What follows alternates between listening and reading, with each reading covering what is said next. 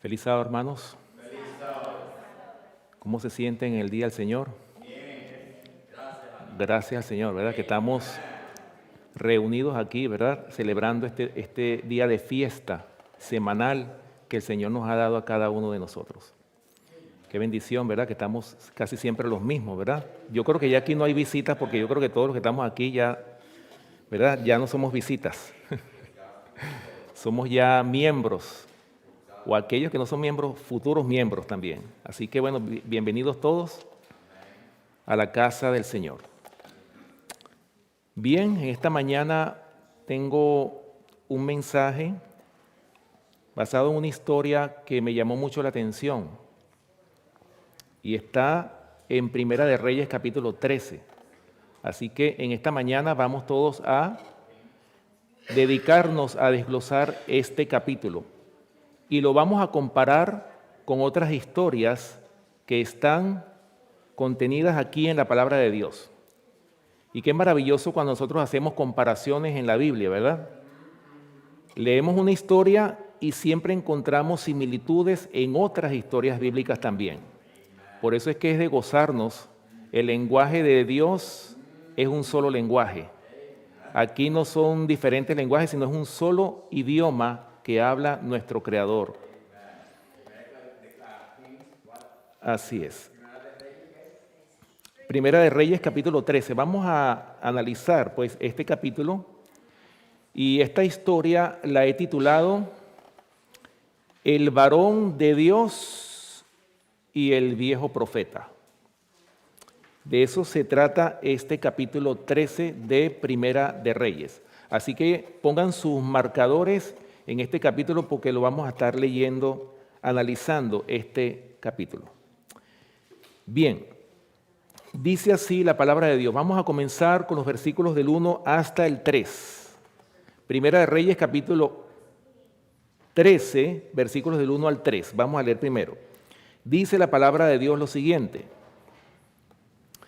He aquí que un varón de Dios, por palabra de Jehová, vino de Judá a Betel, y estando Jeroboam junto al altar para quemar incienso, aquel clamó contra el altar por palabra de Jehová y dijo: Altar, altar, así ha dicho Jehová, he aquí que a la casa de David nacerá un hijo llamado Josías, el cual sacrificará sobre ti a los sacerdotes de los lugares altos que queman sobre ti incienso, y sobre ti quemarán huesos de hombres.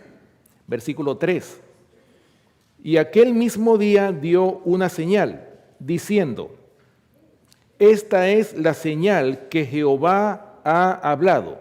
He aquí que el altar se quebrará y la ceniza que sobre él está será derramada. De acuerdo a estos primeros 3 versículos que acabamos de leer, vemos aquí 2 personajes, ¿cierto? Vemos aquí primeramente el rey Jeroboam. ¿Quién era Jeroboam? Jeroboam fue el rey que fue establecido sobre las 10 tribus de Israel. Ya para este entonces la nación de Israel había sido dividida por causa de la apostasía del rey Salomón. Ustedes saben muy bien que Salomón, y fíjense que esto es una historia triste, Salomón fue un hombre de Dios. Al principio, él había recibido los favores de Dios, porque ustedes saben muy bien que cuando Salomón toma el reino de Israel, lo primero que Salomón le preguntó a Dios cuando el Señor se le presentó en visión, imagínense ustedes qué privilegio, que Dios se le presenta una noche en visión al rey Salomón y le pregunta: ¿qué quieres que te dé? Imagínense ustedes qué le preguntaríamos a Dios o qué le pediríamos al Señor si el Señor se nos presentara a nosotros en una visión de noche. Pero fíjense, hermanos, ¿qué fue lo que le pidió Salomón? Bueno, yo soy pequeño, yo no sé gobernar a este tu pueblo tan grande, por lo tanto dame sabiduría para gobernar a este tu pueblo. Y fíjense, hermanos, ¿y cuál fue la reacción del Señor? y agradó a Jehová lo que Salomón había pedido. Hermanos, y a veces yo me pregunto, ¿estaremos agradando nosotros al Señor? Pero fíjense, en el caso específico de Salomón,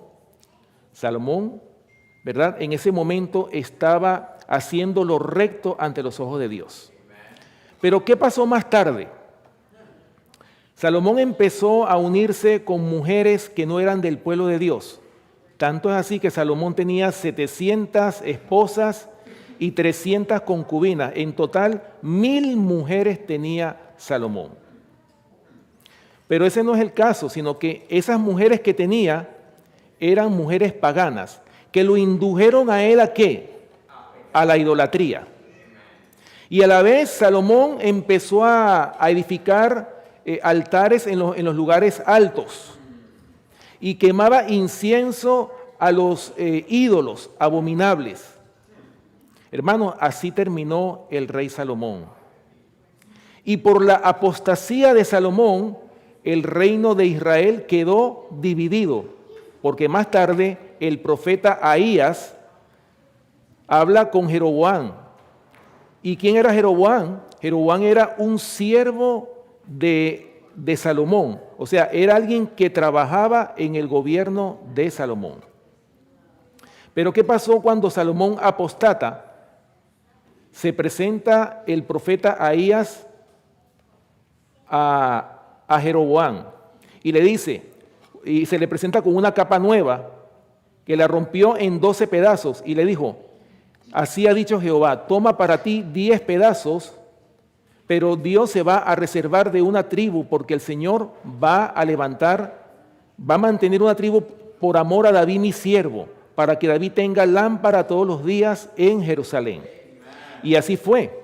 Más tarde Jeroboam lo condecoran como rey en las tribus del norte y Roboam queda como rey de la tribu de Judá. O sea, ya la nación quedó dividida por causa de la apostasía. Pero ¿qué pasó con Jeroboam? Jeroboam fue un hombre que también se torció, hizo lo malo ante los ojos de Jehová y también este hombre estaba adorando a los ídolos. Ahora, más tarde, nosotros cuando leemos estos 3 versículos de Primera de Reyes, capítulo 13, ya hemos hablado de Jeroboam, ¿verdad? Un rey que hizo lo malo ante los ojos de Dios y estaba reinando sobre las 10 tribus que habían apostatado de la verdad. Ahora, pero también aquí se le presenta a Jeroboam un profeta de Dios, el varón de Dios. ¿Quién era el varón de Dios? Un profeta enviado por Dios para dar un mensaje de amonestación contra la falsa adoración y la idolatría que predominaba en los días del rey Jeroboam. Pero fíjense, hermanos, que hay un detalle en estos primeros versículos, que dice el versículo 2, he aquí que a la casa de David nacerá un hijo llamado Josías, el cual sacrificará sobre ti a los sacerdotes de los lugares altos que queman sobre ti incienso.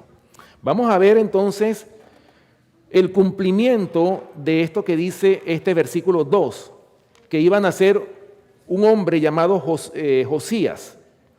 Segunda de Reyes, capítulo 23. Vamos a Segunda de Reyes, capítulo 23, para que leamos justamente el cumplimiento de lo que el varón de Dios le estaba diciendo al rey Jeroboam. Segunda de Reyes, capítulo 23, y vamos a leer los versículos 15 y 16. Nosotros pudiéramos preguntarnos, ¿quién fue Josías? Josías fue un rey que hizo lo recto ante los ojos de Jehová. Vamos a leerlo. Segunda de Reyes, capítulo 23, versículos 15 y 16. Dice, igualmente el altar que estaba en Betel y el lugar alto que había hecho Jeroboam, hijo de Nabat, el que hizo pecar a Israel, aquel altar y el lugar alto destruyó y lo quemó y lo hizo polvo y puso fuego a la imagen de acera. Versículo 16. Y se volvió Josías, y viendo los sepulcros que estaban allí en el monte, envió y sacó los huesos de los sepulcros y los quemó sobre el altar para contaminarlo conforme a la palabra de Jehová que había profetizado el varón de Dios, el cual había anunciado esto. ¿Lo ven? Más tarde se cumple lo que el varón de Dios había profetizado. Exactamente, se iba a levantar este hombre Josías que iba a quemar, a destruir ese altar que había levantado el rey Jeroboam, y no solo eso, sino que iba a quemar los huesos de aquellos que habían caído en la idolatría o habían inducido al pueblo de Israel hacia la idolatría. Bueno, de hecho el rey Josías fue un hombre que hizo, como les decía, hizo lo recto ante los ojos de Dios, hizo grandes reformas este rey en Judá, ¿verdad? Hizo grandes reformas este hombre.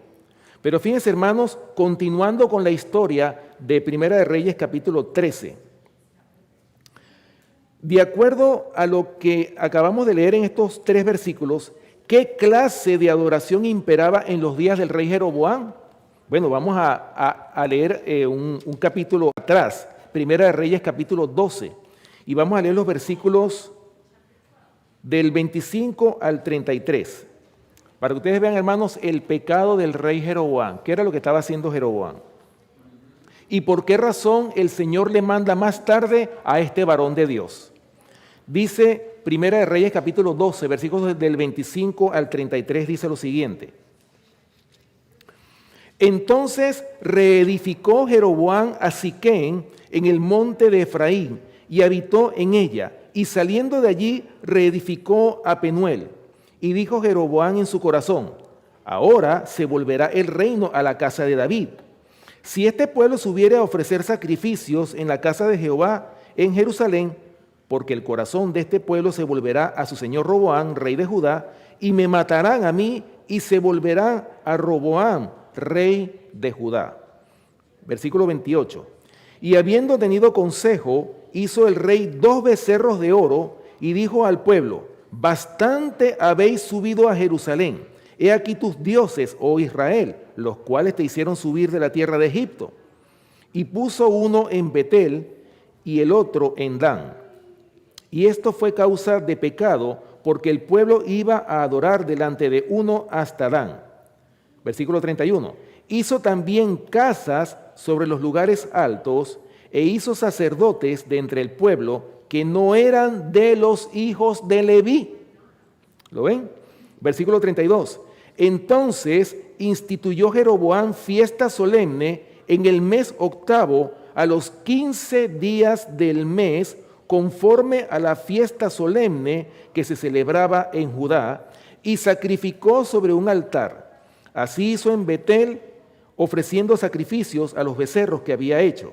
Ordenó también en Betel sacerdotes para los lugares altos que él había fabricado. Versículo 33.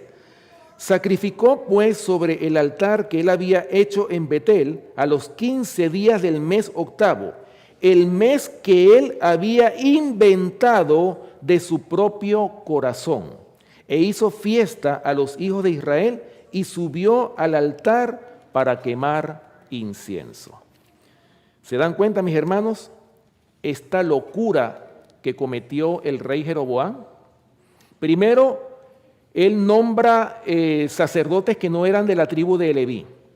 Y segundo, convoca fiesta solemne en el mes 8 a los 15 días, de acuerdo o imitando la fiesta de expiación que hacía el pueblo de Israel, de acuerdo al mandato de Dios, que era en el mes 7, a los 10 días del mes, ¿era qué? Día de expiación. Pero fíjense que lo que hizo Jeroboam, hizo todo lo contrario. Por eso es que yo digo que este hombre se volvió loco, completamente loco. Porque haciendo fiestas como él quería e induciendo al pueblo de Israel a que adorara a los ídolos que él había hecho. ¿Para qué? Para que no se volvieran o no regresaran a Roboam. ¿Por qué? Porque Roboam estaba ofreciendo la fiesta solemne de Jehová, como dice la palabra de Dios. Y él no quería que el pueblo volviera otra vez a los caminos que Dios le había indicado desde el principio. Por eso es que se levanta este varón de Dios, por eso es que el Señor manda este varón de Dios, ¿para qué? Para amonestar a este rey. Ahora vamos a ver cuál fue la reacción del rey Jeroboam cuando fue amonestado por el varón de Dios. Vamos a continuar con la lectura de este capítulo que estamos nosotros estudiando en el día de hoy, como es el capítulo 13 de Primera de Reyes.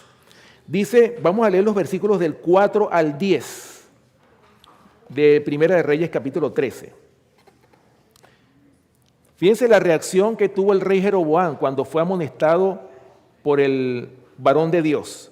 Dice, versículo 4, cuando el rey Jeroboam oyó la palabra del varón de Dios que había clamado contra el altar de Betel, extendiendo su mano desde el altar, dijo, prendedle. Mas la mano que había extendido contra él se le secó y no la pudo enderezar. Y el altar se rompió y se derramó la ceniza del altar conforme a la señal que el varón de Dios había dado por palabra de Jehová. Versículo 6. Entonces respondiendo el rey dijo al varón de Dios, te pido que ruegues ante la presencia de Jehová tu Dios y ores por mí para que mi mano me sea restaurada. Y el varón de Dios oró a Jehová y la mano del rey se le restauró y quedó como era antes. Versículo 7. Y el rey dijo al varón de Dios, ven conmigo a casa y comerás, y yo te daré un presente. Versículo 8. Mas el varón de Dios dijo al rey, aunque me dieras la mitad de tu casa, no iría contigo, ni comería pan, ni bebería agua en este lugar. Porque así me está ordenado por palabra de Jehová diciendo, no comas pan, ni bebas agua, ni regreses por el mismo camino que fueres. Versículo 10. Regresó pues por otro camino y no volvió por el camino por donde había venido a Betel. ¿Cuál fue la reacción de este hombre? Del rey Jeroboam. Un hombre que se encolerizó cuando alguien, como el varón de Dios, se atrevió a amonestar a este rey de la locura que este hombre había cometido en sacrificar a los ídolos, adorar ídolos en vez de adorar al Dios creador de los cielos y de la tierra. Porque Jeroboam conocía cuál era la verdadera religión, porque él estaba bajo el mandato, al principio estaba bajo el mandato del rey Salomón. Pero hermanos, miren hasta dónde llega la apostasía de una iglesia, hermanos. Por eso es que nosotros tenemos que tener mucho cuidado. Aquí hay muchas lecciones que se aplican a nosotros como pueblo hoy día. Pero ¿cuál fue la reacción de Jeroboam? Ahí mismo levantó la mano, ¡prendele! Y miren cómo se le quedó la mano tiesa, que no la pudo enderezar. Y ahí asustado, mira, te ruego que ores por mí para que para que Dios me la restaure. Pero fíjense, hermano, después que fue restaurada la mano de él, fíjense, el hombre agradecido, Jeroboam agradecido, le ofrece al varón de Dios, bueno, ven conmigo a casa y comerás y yo te daré un presente, te voy a dar comida, te voy a dar regalos, ven a mi casa. Pero ¿qué le dijo el varón de Dios? Aunque me ofrecieres la mitad de tu reino, no iré a tu casa, ni comeré pan, ni beberé agua, porque así me ha dicho Jehová. O sea, el Señor le había dado una orden de que él no podía, o sea, era que ir a dar un mensaje y regresar inmediatamente. Esa era la misión por la cual el Señor había mandado a este varón de Dios. ¿Ok? Ahora, aquí hay algo bien interesante. Nosotros podemos comparar esta historia hablando precisamente lo que nos dice, lo que le ofreció el rey Jeroboam al varón de Dios, que le ofreció comida, le ofreció hasta la mitad de su casa prácticamente. Lo mismo pasó, hermanos, es una historia muy parecida con Eliseo y Naamán el sirio. Vamos a buscarla. Segunda de Reyes, capítulo 5, para que ustedes vean, hermanos, qué similar es esta historia con lo que estamos nosotros leyendo, ¿verdad? Segunda de Reyes, capítulo 5, versículos, primeramente el verso 1. Segunda de Reyes, capítulo 5, versículo 1. Dice aquí, Naamán, general del ejército del rey de Siria, era varón grande delante de su Señor. ¿Cómo era este hombre? Era un varón grande, o sea, un hombre de mucha influencia, de mucho poder. Y lo tenía en alta estima porque por medio de él había dado Jehová salvación a Siria. Y esto me hace recordar del centurión romano, de todas esas historias, ¿verdad? Cómo el Señor también ha utilizado hombres que se consideraban paganos, pero miren cómo a través de este hombre, de Naamán el sirio, había dado Jehová salvación ¿a dónde? A Siria, ¿verdad? Era este hombre valeroso en extremo, o sea, en otras palabras, era un hombre valiente, pero sigue diciendo, pero leproso. O sea, este hombre tenía encima la enfermedad de la lepra, una enfermedad altamente contagiosa que no se compara en nada con el COVID-19 que tenemos ahorita. Era una enfermedad súper contagiosa y los leprosos siempre tenían que estar apartados, lejos. Tenían que morar en los leprosarios, tenían que apartarse de su familia. Pero este hombre había dado inclusive salvación a Israel, un hombre que había hecho obras de caridad en Siria, un hombre que había levantado esa nación. Ahora, fíjense bien lo que sigue diciendo los versículos 9 al 12 para resumir la historia. Y vino Naamán con sus caballos y con su carro y se paró a las puertas de la casa de Eliseo. Entonces Eliseo le envió un mensajero diciendo, ve y lávate 7 veces en el Jordán y tu carne se te restaurará y serás limpio. Versículo 11. Y Naamán se fue enojado diciendo, he aquí yo decía para mí, saldrá él luego y estando en pie invocará el nombre de Jehová su Dios y alzará su mano y tocará el lugar y sanará la lepra. Versículo 12. Abana y Farfar, ríos de Damasco, ¿no son mejores que todas las aguas de Israel? Si me lavare en ellos, ¿no seré también limpio? Y se volvió y se fue enojado. Aquí podemos ver que aunque este hombre le hizo muchos favores a Siria, sin embargo, este hombre, ¿cómo era? El orgullo lo tenía muy elevado porque él decía, bueno, cuando llegue a donde Eliseo me va a recibir en persona, hasta me va a rendir honores porque yo soy un hombre de gran influencia. ¿Y qué fue lo que hizo Eliseo? Le mandó al siervo, ve y dile que se lave 7 veces en el río Jordán. Y entonces, en comparación, Abana y Farfar eran otros ríos que quizás las aguas eran más limpias. Y él dice, pero ¿cómo me voy a zambullir en ese río tan de aguas turbias? ¿Acaso Abana y Farfar no son mejores que ese río Jordán? Por eso es que se fue enojado. Pero fíjense lo que sigue diciendo la historia. Vamos a resumir versículos del 13 al 16 de Segunda de Reyes capítulo 5. Dice, mas sus criados se le acercaron y le hablaron diciendo, Padre mío, si el profeta te mandara alguna gran cosa, ¿no la harías?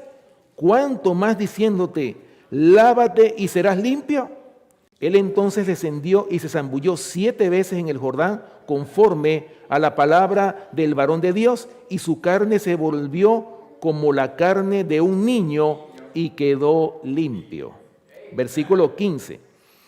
Y volvió al varón de Dios él y toda su compañía. Y se puso delante de él y dijo, he aquí ahora conozco que no hay Dios en toda la tierra, sino en Israel. Te ruego que recibas algún presente de tu siervo. Versículo 16. Mas él dijo, vive Jehová en cuya presencia estoy, que no lo aceptaré. Y le instaba que aceptara alguna cosa, pero él no quiso. ¿Lo ven? Hermanos, casi siempre la mayoría de los hombres de Dios, cuando hacen, por lo menos como en este caso Eliseo, ¿verdad? Que le dio las instrucciones para que este hombre se fuese limpio de esta lepra que lo afectaba, estos hombres no aceptaban ofrendas. Estos hombres, bueno, haz esto porque Jehová así lo dice. Así de sencillo. No, pero te voy a ofrecer, no quiero nada tuyo. Simplemente cumple la palabra de Jehová. Y asimismo, en la historia que estamos leyendo en Primera de Reyes, capítulo 13, asimismo, también el Señor le había dicho a este hombre, al varón de Dios, que no aceptara comer pan, ni beber agua, ni dormir en la casa de nadie, sino que diera el mensaje y se regresara por otro camino. Interesante esto, ¿verdad? Que él tenía que regresar por otro camino. ¿A qué se nos parece esta historia? Cuando los sabios del oriente recibieron la señal, vieron la estrella, la señal de que el Hijo del Hombre había nacido. ¿Y qué fue lo que hicieron ellos? Vamos a leerlo. Mateo capítulo 2. Y vamos a leer los versículos del 1 al 12. Mateo capítulo 2, versículos del 1 hasta el 12.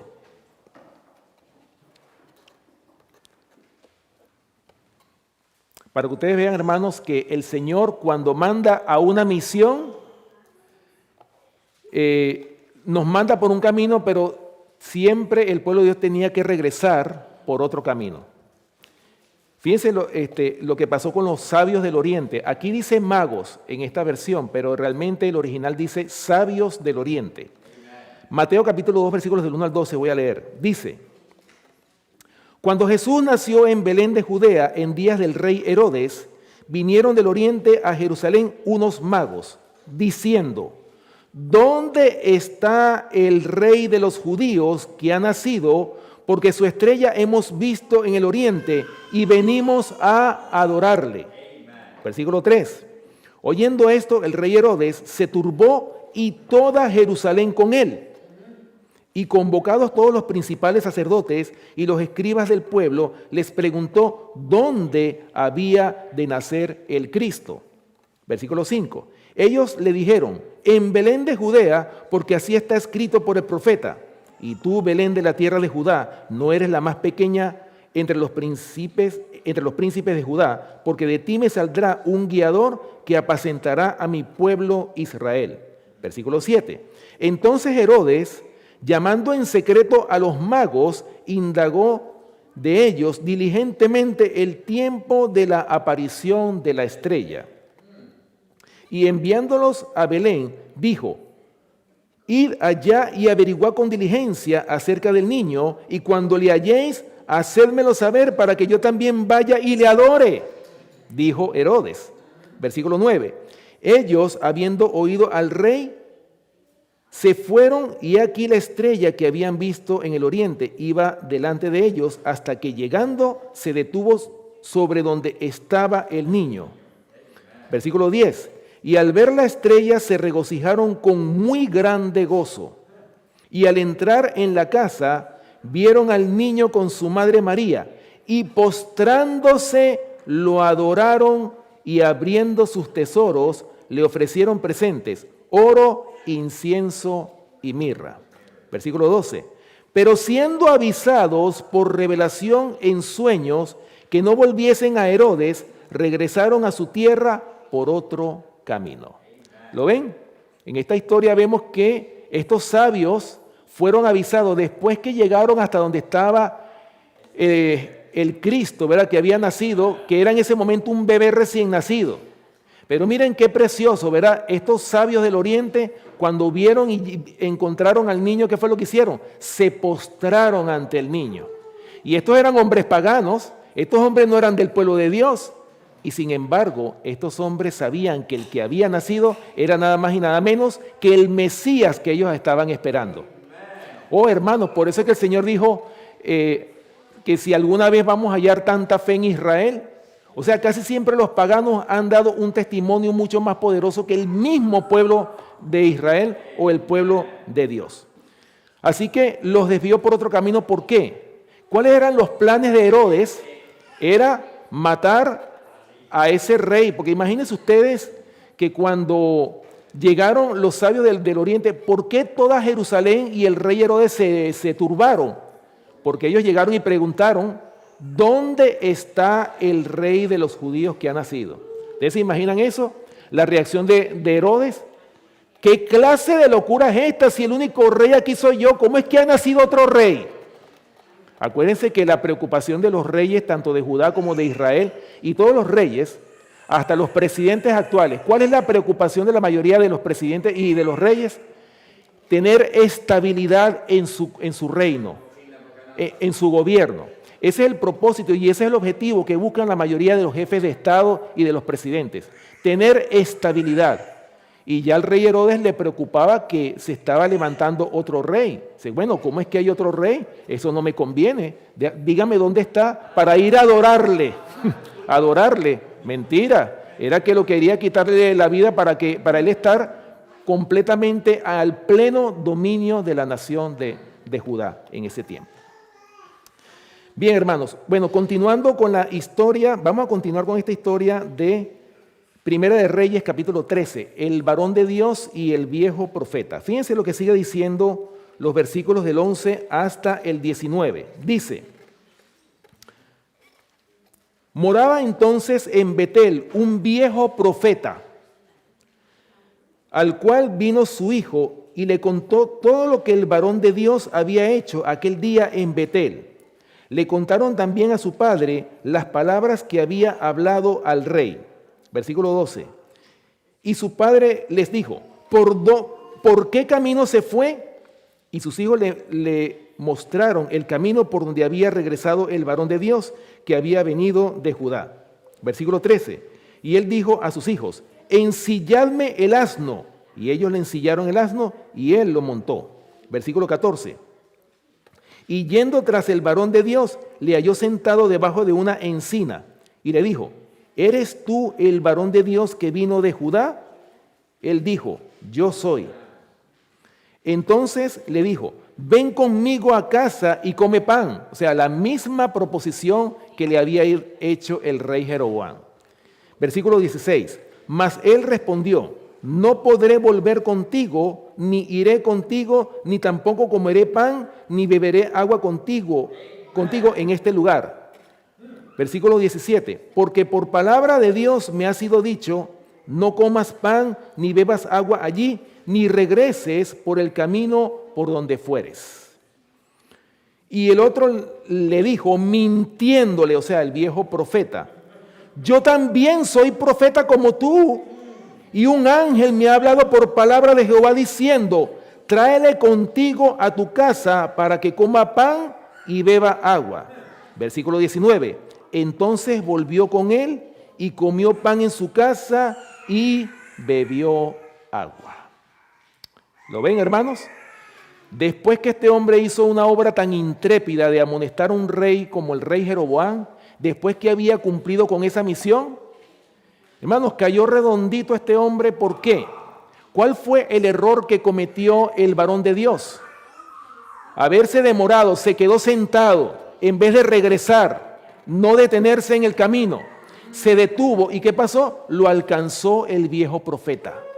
Y cuando lo alcanza el viejo profeta, le dice, ven a mi casa para que comas pan. Y, no puedo porque Dios me ha dicho que no lo haga.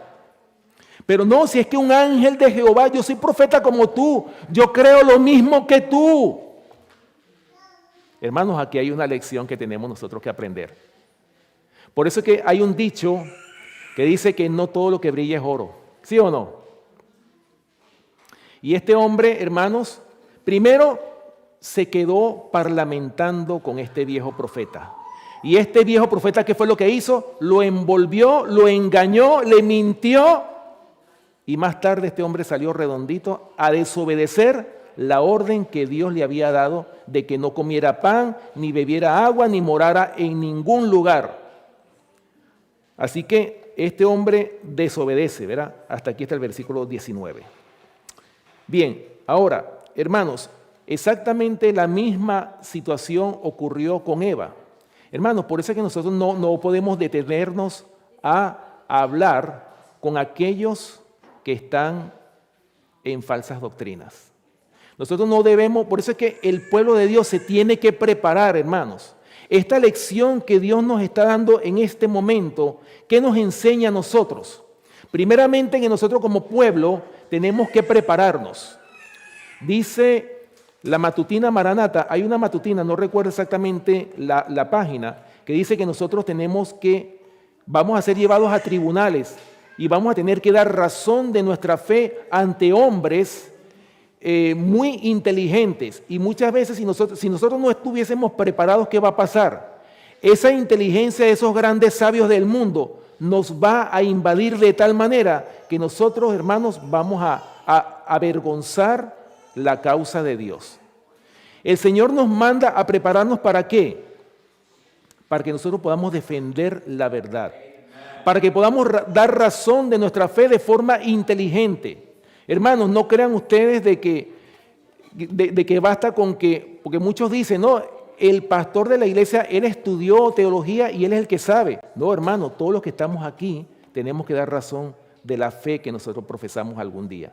Y a veces vamos a estar solos, no vamos a estar así como estamos ahora aquí. Por esa razón el Señor nos pide que nos preparemos ¿para qué?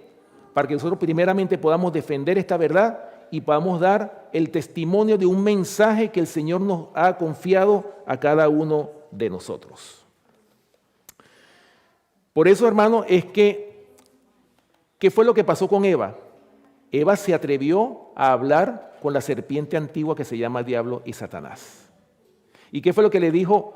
Si no, es que de todo árbol podemos comer, mas del árbol de la ciencia del bien y del mal, no, dijo Dios que no comeréis de él, porque el día que de él comiere, ciertamente morirás. ¿Y qué fue lo que le dijo la serpiente? No moriréis, sino sabe Dios que el día que comas de él serán abiertos vuestros ojos y seréis como Dios sabiendo el bien y el mal. Estas mismas palabras fueron dichas, o sea, es el mismo ejemplo que estamos viendo nosotros con el varón de Dios y el viejo profeta.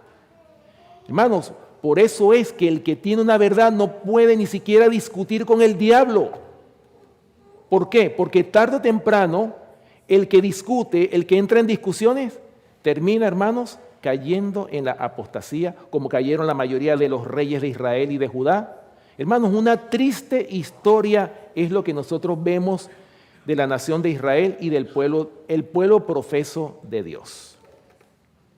Bien, continuando con la historia, antes de esto quiero leerles lo que dice la Biblia de Estudio, para los que tienen la Biblia de Estudios, para que ustedes vean, hermanos,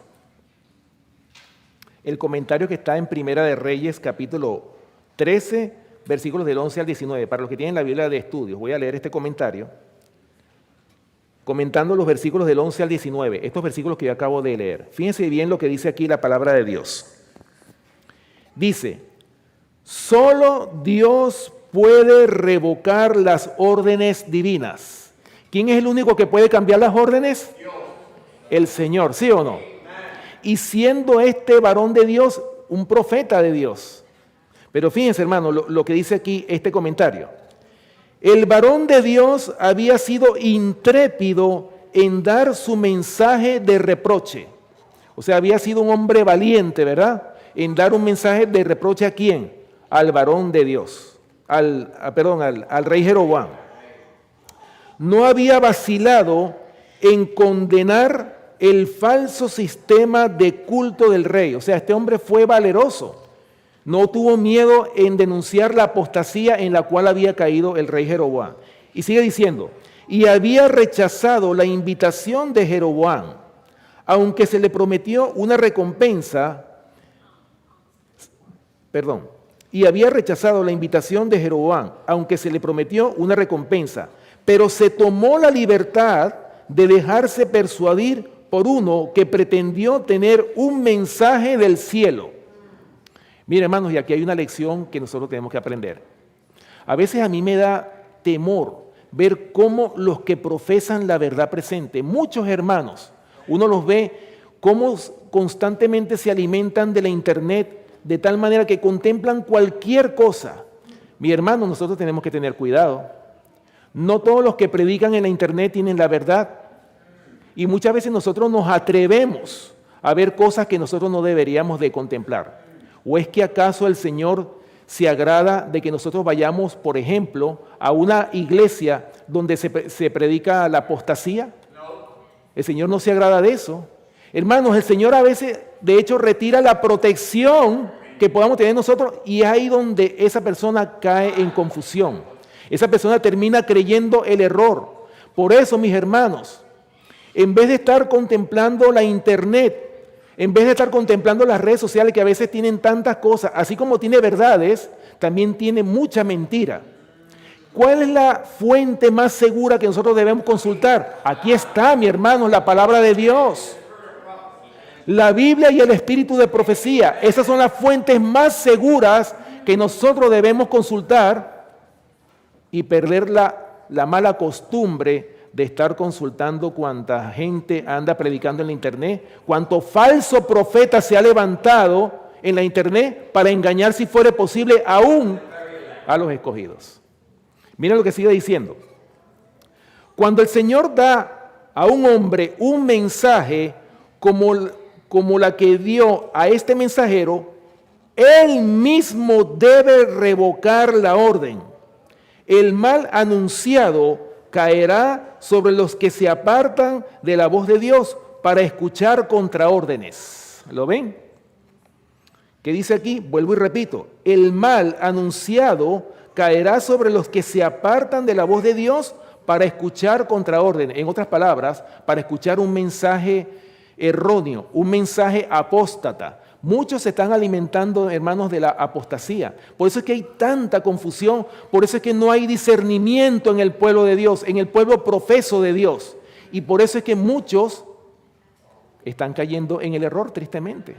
Por eso es que el Señor va a levantar un remanente, por eso es que esto se resume en un pequeño grupo que va a alcanzar la salvación y la vida eterna. Un pequeño grupo que va a ser sellado para vida eterna, que va a recibir el sello del Dios vivo.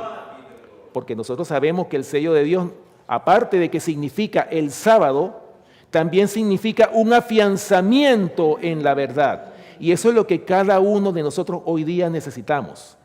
Necesitamos invertir más tiempo en estudiar este precioso libro, en escudriñarlo. Por eso es que el Señor dijo en Juan capítulo 5, versículo 39, escudriñad las Escrituras, porque a vosotros os parece que en ellas tenéis la vida eterna y ellas son las que dan testimonio de mí.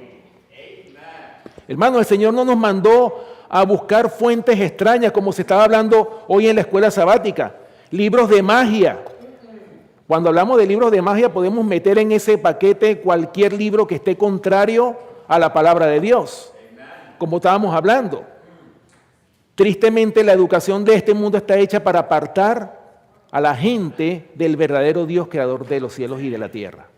Por eso es que tenemos que volver a las sendas antiguas. El pueblo de Dios tiene que tomar las sendas antiguas, hermano, detenerse en esta locura y tomar el camino, pensar, meditar. Señor, ¿cuáles son las sendas que yo debo tomar? Y irse por esa senda, la senda verdadera, que es la verdad presente, que siempre ha estado en todos los tiempos. Fíjense bien, hermano, lo que sigue diciendo. El mal anunciado caerá sobre los que se apartan de la voz de Dios para escuchar contraórdenes. Como este mensajero obedeció órdenes falsas, Dios permitió que fuera destruido. ¿Lo ven?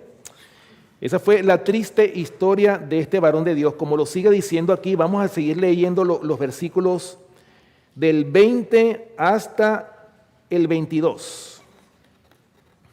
Dice, y aconteció que estando ellos en la mesa, vino palabra de Jehová al profeta que había hecho volver, y clamó al varón de Dios que había venido de Judá, diciendo, así dijo Jehová, por cuanto has sido rebelde al mandato de Jehová y no guardaste el mandato que Jehová tu Dios te había prescrito, sino que volviste y comiste pan y bebiste agua en el lugar donde Jehová te había dicho que no comieses pan ni bebieses agua, no entrará tu cuerpo en el sepulcro de tus padres.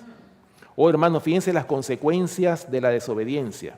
Y hablando de la desobediencia, ustedes saben muy bien que nosotros conocemos una triste historia. Y la Biblia está llena de tristes historias. ¿Saben por qué?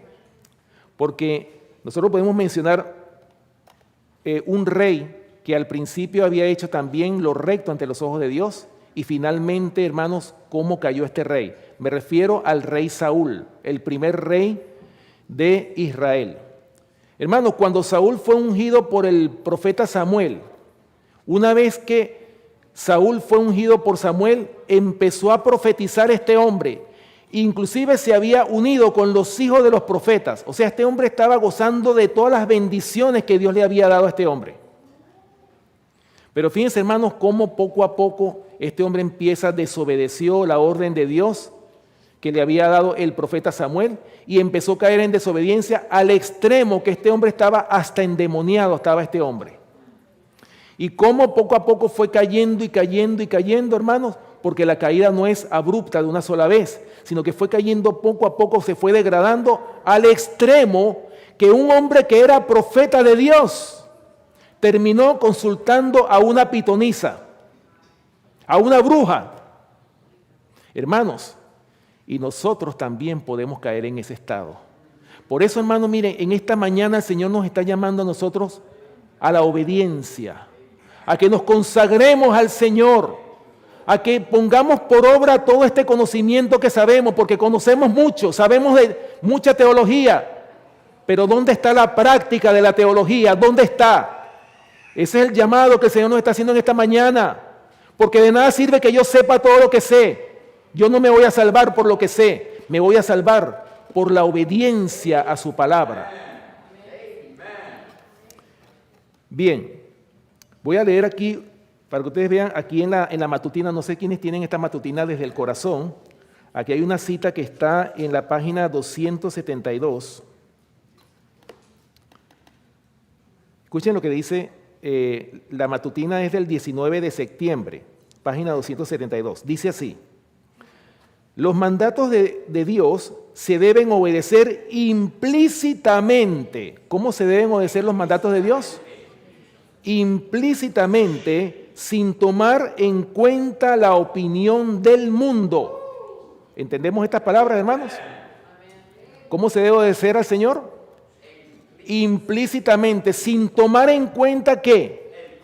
La opinión del mundo. O sea, por eso es que nosotros nos vamos a convertir en un pueblo peculiar. ¿Saben lo que significa la palabra peculiar? Que no se parece a nadie. O sea, un pueblo único, peculiar, diferente del mundo. Sigue diciendo: quienes ocupan cargos de responsabilidad entre sus congéneres no debieran descuidar esta lección. Todos debieran valorar fervientemente cada privilegio religioso e inquirir de Dios cada día para conocer su voluntad. Debieran estudiar diligentemente la vida y las palabras de Cristo y obedecer alegremente sus instrucciones. ¿Cómo debemos obedecer al Señor? ¿Será que nos pesa el yugo de Cristo? Alegremente debemos obedecer al Señor. Dice: los que se vistan de esta manera de la armadura de justicia no tienen que temer a los enemigos de Dios.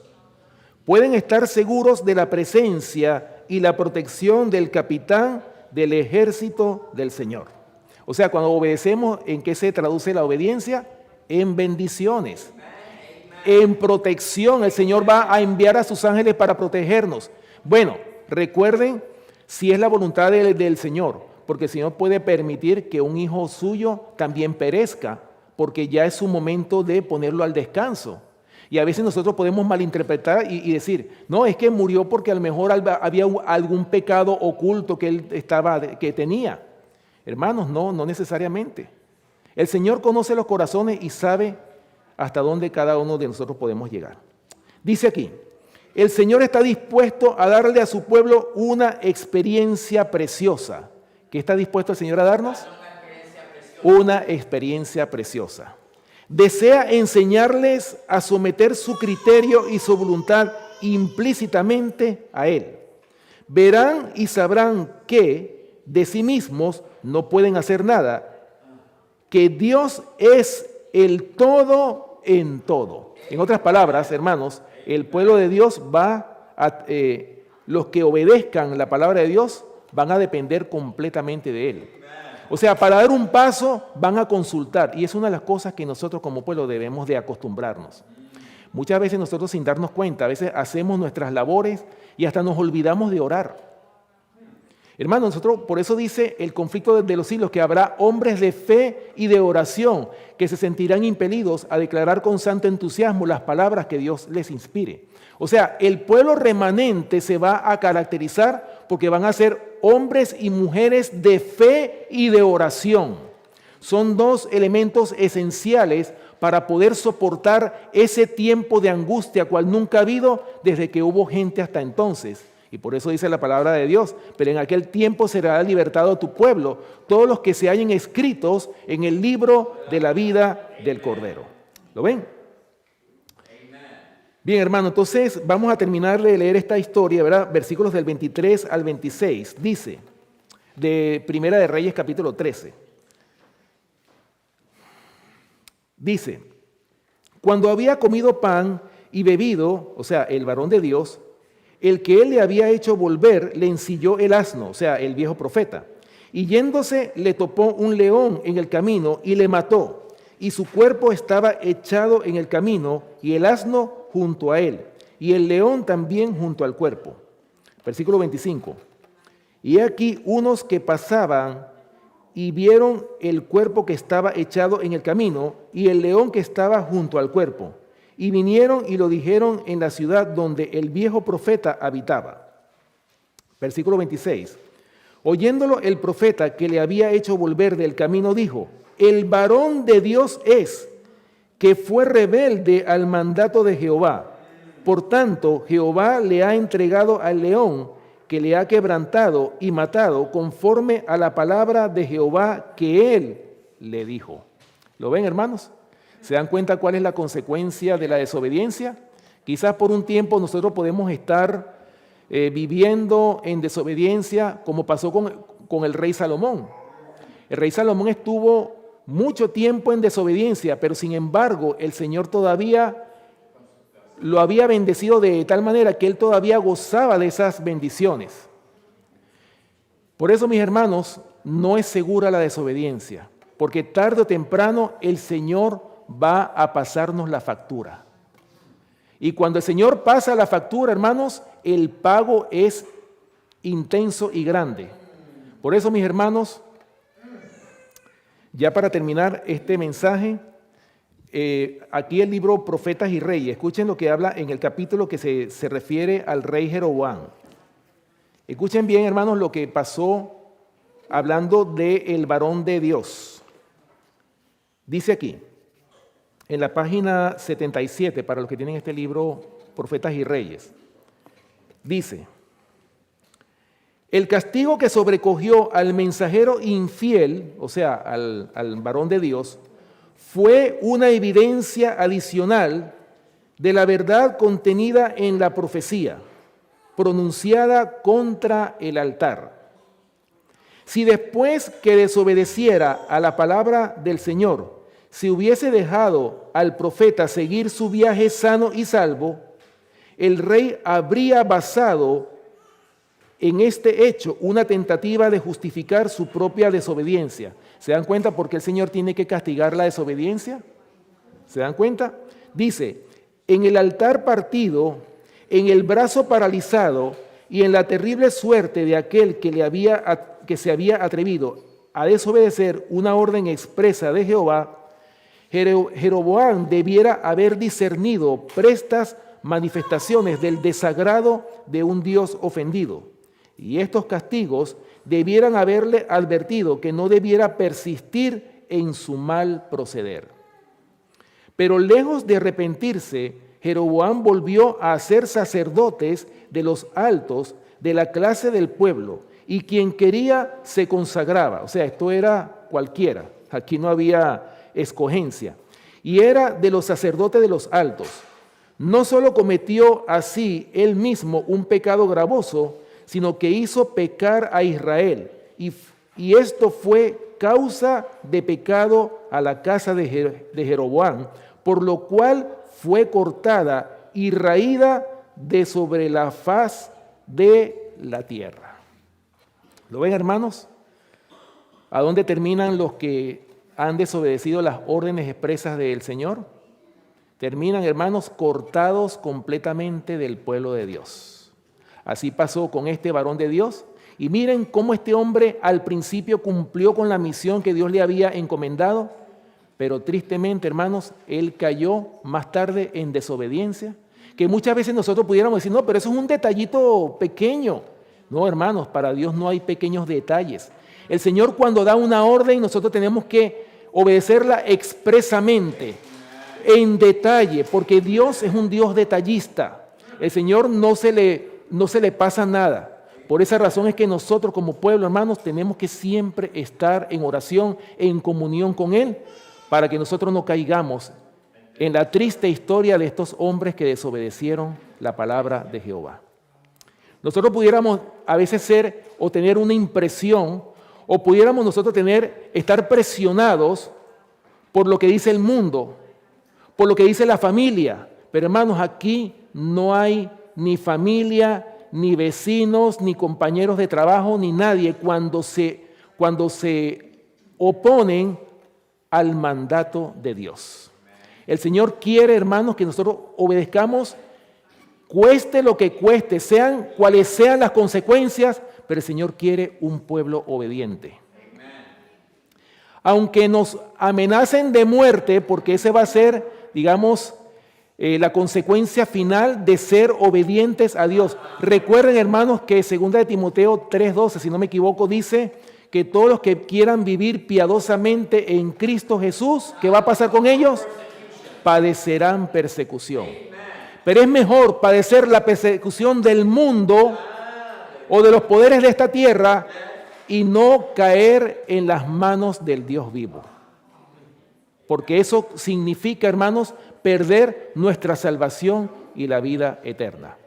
Ahora mismo todavía está abierta la gracia para todos nosotros. Está abierta la gracia para ti, hermano, para mí, para todos. Está abierta esa gracia ¿para qué?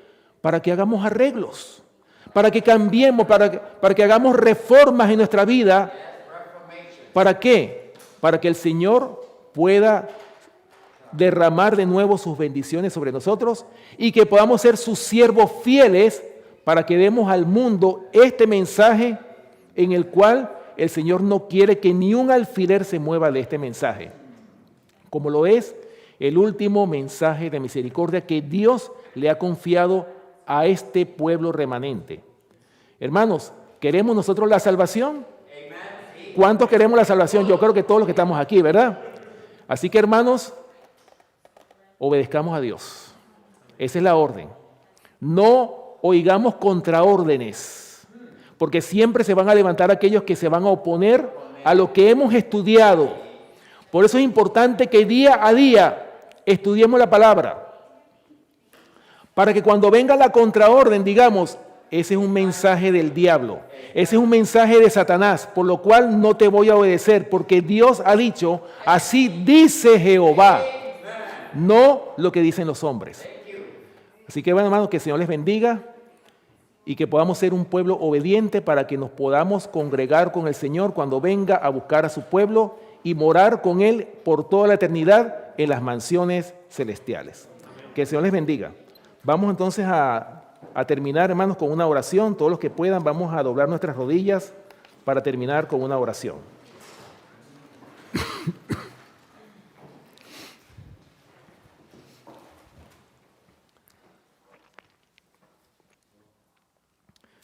Amante Padre que moras en los cielos, Señor, te damos gracias por este mensaje, por esta amonestación que tú nos has dado a cada uno de nosotros. Señor, hemos sido un pueblo quizás rebelde, hemos sido desobedientes, pero te pedimos que tú perdones esta desobediencia y ayúdanos, Señor, a que podamos ser amonestados, exhortados por tu palabra cada día y que nosotros podamos hacer cambios y reformas decididas para que nosotros podamos formar parte de ese pueblo que tú vienes a buscar.